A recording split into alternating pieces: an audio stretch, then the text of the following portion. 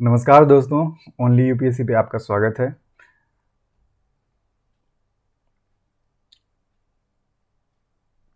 आज ये ज्योग्राफी का तीसरा लेक्चर है।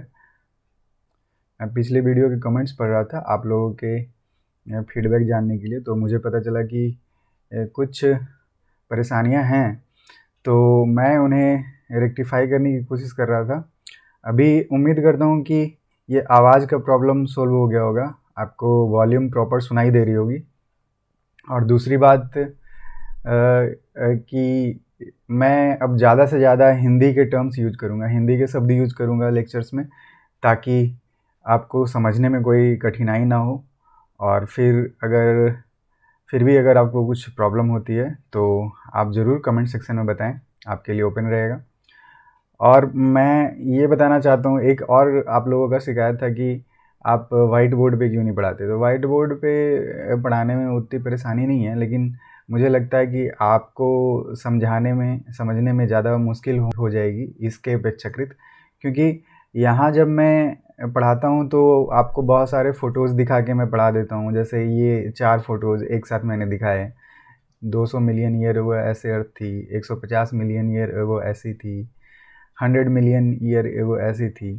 तो ये जल्दी से समझाना इससे आसान होता है। या फिर ये जो लैंडमास का ट्रांजिशन था, ये भारतीय भूभाग का जो इधर से इधर की ओर ट्रांजिशन था यूरेशियन प्लेट की तरफ, इस विस्थापन को भी यहाँ दिखाना बहुत आसान है, और इसको देख करके आपके लिए समझना मतलब ज़्यादा आसान लगता है मुझे। मेरी ऐसी राय है कि इससे आपको समझने में आसानी होती होगी। तो बताइएगा अगर ये आपको समझ में नहीं आ रहा हो, अगर आपको कुछ लास्ट क्लास में अगर कुछ परेशानी भी हुई होगी, तो उसको भी फिर से समझाने की कोशिश करता हूँ मैं। और चलिए देखते हैं। कंटिनेंटल ड्रिफ्ट थ्योरी के बारे में मैं बता रहा था। कंटिनेंटल ड्रिफ्ट थ्योरी मतलब महाद्वीपीय विस्थापन का जो सिद्धांत है, जिसके कारण भारतीय प्लेट जो इंडियन प्लेट है गोंडवाना प्लेट से अलग होकर के धीरे धीरे यूरेशियन प्लेट की तरफ आया।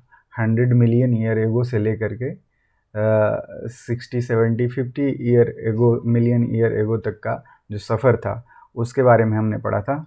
तो वो ऐसा क्यों, प्लेट का खिसकना क्यों था, हिमालय का बनना कैसे हुआ था, इसके बारे में थोड़ा बेसिक जानकारी मैं फिर से बता देता हूँ, तो ताकि आपको इसको समझने में कुछ परेशानी ना हो। तो मैं जैसा कि बता रहा था आपको कि पहले समझते हैं ये महाद्वीपीय विस्थापन का जो सिद्धांत है वो कैसे वर्क करता है। बेसिक चीज़ें कुछ समझेंगे, ज़्यादा तो डिटेल में फिज़िकल ज्योग्राफी में पढ़ना होगा ही, अभी थोड़ी बेसिक समझ लेते हैं। तो जैसे ये हमारी अर्थ, अभी मैं एक पृथ्वी बनाता हूँ ताकि आपको समझाया जा सके। तो ये बन गई हमारी पृथ्वी, और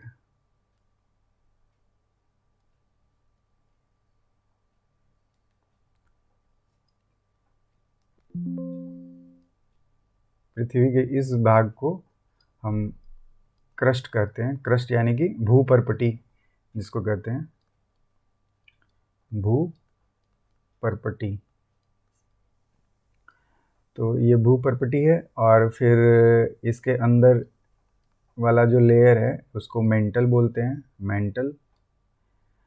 मेंटल यानी कि आवरण बोलते हैं इसे। तो ये मेंटल हो गया, और ये हो गया अपना कोर यानी कि सेंट्रल एरिया, यानी कि जो केंद्रीय भाग है। तो ये 3 पृथ्वी के पार्ट होते हैं। अब इसके बारे में तो आप बेसिक जानकारी आपके पास होगी, लेकिन मैं इसके थिकनेस के बारे में, इसकी गहराई किसकी कितनी है, इसके बारे में जानते हैं अब थोड़ा। तो देखेंगे जो ऊपर वाला क्रस्ट वाला जो पार्ट है, क्रस्ट का पार्ट इतना है, ठीक है। तो ये क्रस्ट के पार्ट में ही बेसिकली इसी को क्रस्ट और मेंटल के ऊपर वाले, ये जो मेंटल है यहाँ से यहाँ तक का मेंटल, ये जो ऑरेंज दिख रहा है और रेड दिख रहा है, नारंगी कलर का और लाल कलर का जो दिख रहा है, ये मेंटल है। और जो ऊपर वाला पार्ट है ये ब्राउन कलर तक का, ये क्रस्ट है। तो क्रस्ट और मेंटल का थोड़ा सा ये ऑरेंज वाला भाग दोनों मिला करके बोला जाता है प्लेट। अब जो प्लेट का वो हिस्सा जो महाद्वीपीय क्षेत्र में मिलेगा उसे बोलेंगे कॉन्टिनेंटल प्लेट, महाद्वीपीय प्लेट। और वैसा हिस्सा प्लेट का जो सागरीय क्षेत्र में मिलेगा, ओशन वाले क्षेत्र में मिलेगा, उसको बोलेंगे ओसेनिक प्लेट, यानी कि महासागरीय प्लेट। ठीक है, तो आपको ये समझना होगा कि कॉन्टिनेंटल प्लेट का जो हिस्सा होता है वो थोड़ा ज़्यादा ये थिकनेस ज़्यादा होता है, उसकी 5 से 25 माइल्स थिक होते हैं। कौन? कॉन्टिनेंटल प्लेट, यानी कि महादेशीय प्लेट वाली हिस्सा। और जो प्लेट ओसेनिक प्लेट में होता है उसकी थिकनेस थोड़ी कम होती है कंपैरेटिवली कॉन्टिनेंटल प्लेट की। तो इसके अपेक्षाकृत इसकी थिकनेस थोड़ी कम होती है। लेकिन वज़न में देखा जाए तो कॉन्टिनेंटल प्लेट से ज़्यादा वज़न ओसेनिक प्लेट का होता है। उसके कुछ कारण हैं जो आप फिजिकल ज्योग्राफी में पढ़ेंगे। आपको सिर्फ इतना भी याद रखना है कि ओसेनिक प्लेट थोड़ा भारी होता है। ये जो महासागरीय जो प्लेट होते हैं वो थोड़े भारी होते हैं महादेशीय प्लेट से।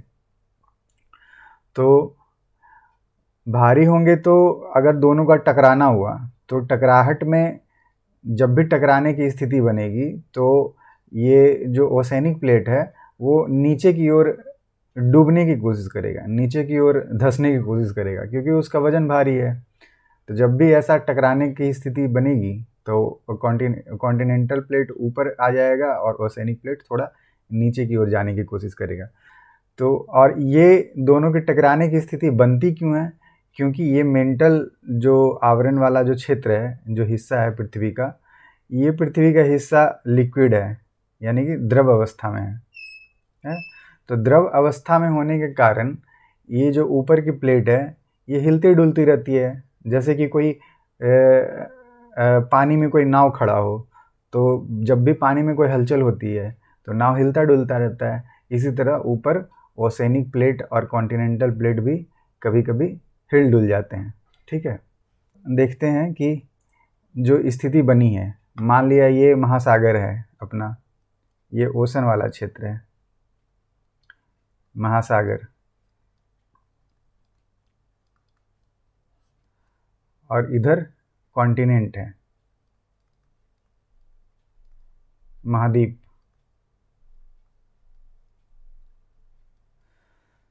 तो जब भी ये प्लेट, इधर मान लेते हैं ये प्लेट कॉन्टिनेंटल है और ये प्लेट महासागरीय है, तो मान लेते हैं जब भी ये प्लेट ओसेनिक प्लेट इधर जाने की कोशिश करेगा तो ये इससे कॉन्टिनेंटल से टकराएगा और टकरा करके ये ओसेनिक प्लेट नीचे डायरेक्शन की ओर सबमर्ज हो जाएगा, सबडक्ट हो जाएगा, नीचे की ओर धंस जाएगा।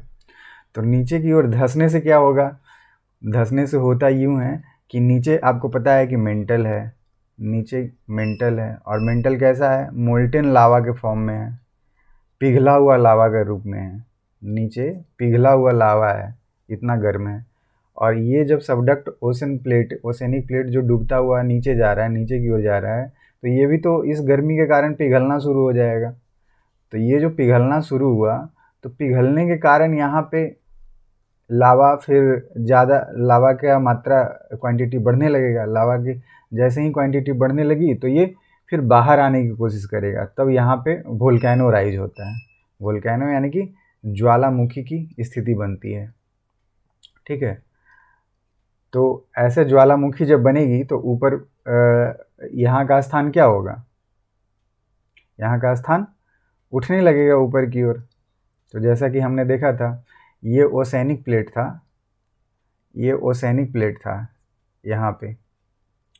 तो ये ओसेनिक प्लेट इधर की यूरेशियन प्लेट से जब टकराया था तो टकरा करके ओसेनिक प्लेट नीचे की ओर चला गया, कॉन्टिनेंटल प्लेट वहीं रह गया, और कॉन्टिनेंटल प्लेट और ओसेनिक प्लेट के बीच में थोड़ा वोल्केनो हुआ।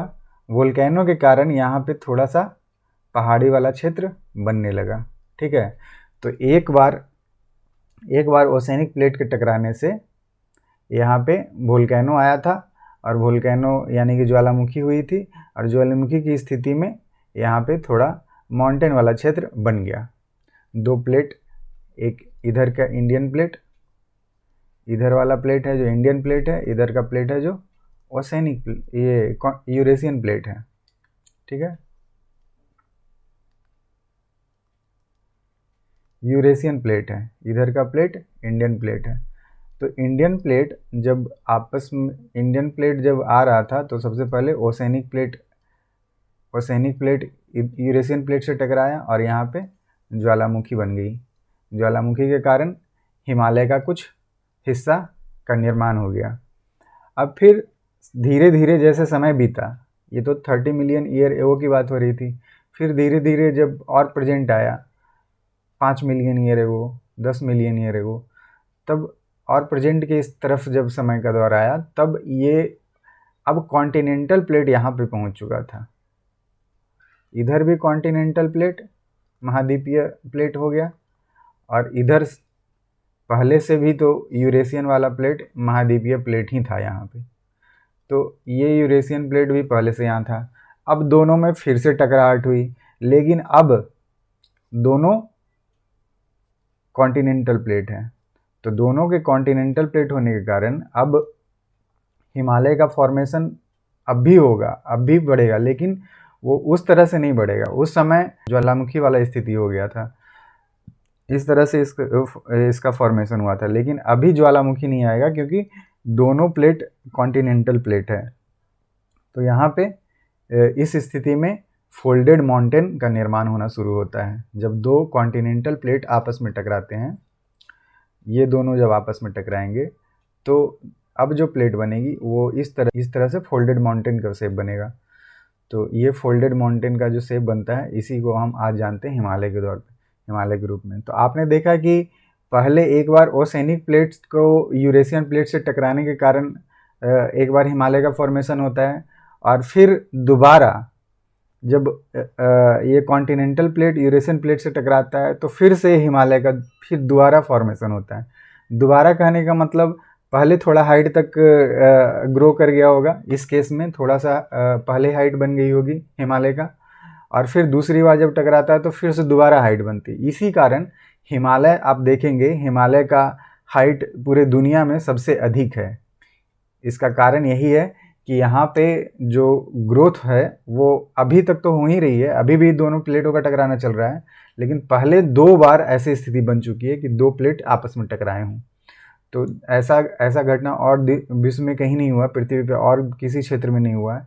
इसके कारण यहाँ पे हिमालय का जो हाइट है वो और जगह जितने भी पहाड़ हैं उससे ज़्यादा हैं। ठीक है, तो आप तो जानते हैं हिमालय की चोटी जो माउंट एवरेस्ट है, उसकी हाइट दुनिया में सबसे अधिक है। वो इसी वजह से है क्योंकि यहाँ पे दो जो प्लेट है वो 2 बार टकरा है, यहाँ पे टकराना हुआ है। ठीक है, इस तरह से हिमालय का फॉर्मेशन होता है।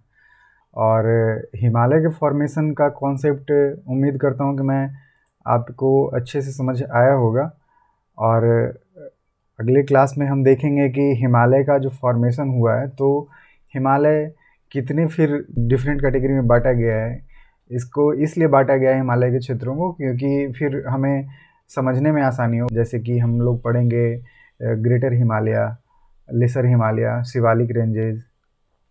तो उम्मीद करता हूँ आपको समझ में आया होगा। तो ठीक है, आप पढ़िए, समझिए और रिवाइज़ कीजिए। तो चलिए मिलते हैं आपसे अगले क्लास में। आपको अगले क्लास में माउंटेन्स के बारे में और बताएंगे और डिटेल से चर्चा करेंगे। आपको सारे माउंटेन्स याद करवा दिए जाएंगे यहीं पे। आपको कुछ भी मीन्स आपको कुछ याद नहीं करना पड़ेगा एक्चुअली, आपको सब इतने अच्छे से समझ में आ जाएगा कि आपको कुछ रटने की ज़रूरत नहीं है। आप मैप देख करके सब कुछ समझ में आ जाएगा आपको। आप अगले क्लास में एटलस के साथ आएँ। तो जो मैंने बताया था स्टूडेंट वर्जन ऑक्सफोर्ड का, अगर आप एटलस में पढ़ते समय ही सारे फिजिकल फीचर्स को अगर मार्क करते जाते हैं मैप में, तो आपको सारी चीज़ें वहीं पे याद हो जाएंगी। आपको रिवाइज़ करने में भी एक बार आप मैप देख लेंगे, आपको सारी चीज़ें याद आ जाएंगी, तो रिवाइज़ करना भी आपको बहुत आसान हो जाएगा। तो चलिए मिलते हैं अगले क्लास में और करते हैं इसके आगे की चर्चा। तब तक के लिए आप अपना ख्याल रखिए। धन्यवाद।